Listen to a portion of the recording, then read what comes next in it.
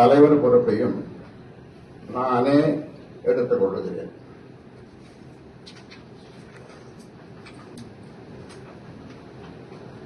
தேர்தலின் வெற்றிக்காக அயராது உழைக்க வேண்டும் என்ற நோக்கில் பாட்டாளி மக்கள் கட்சியின் தலைவராக பொறுப்பு வகித்து வரும் மருத்துவர் அன்புமணி ராமதாஸ் பாட்டாளி மக்கள் கட்சியின் செயல் தலைவராக நியமனம் செய்கிறேன்.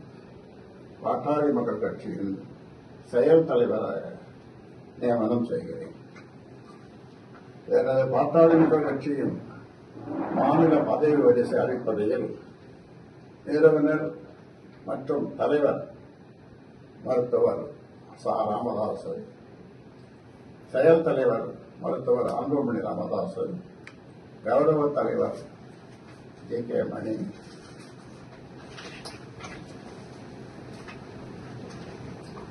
பொதுச் செயலாளர் வடிவேல் ரமணன், பொருளாளர் திலகபாமா, மாநில துணைத் தலைவர்கள், துணை பொதுச் செயலாளர்கள், அணி பொறுப்பாளர்கள் உள்ளிட்ட அனைத்து பொறுப்பாளர்களும் தற்போது உள்ளவாறே அமைப்பு ரீதியாக செயல்படுவார்கள். இந்த அறிவிப்பை ஏற்று பாட்டாளி மக்கள் கட்சியினர் ஒன்றுபட்ட உணர்வோடும் தீவிரமாக செயல்பட்டு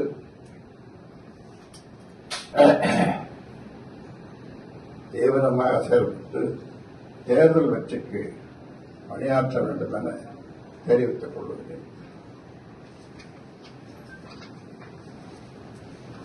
மேலும் மே 11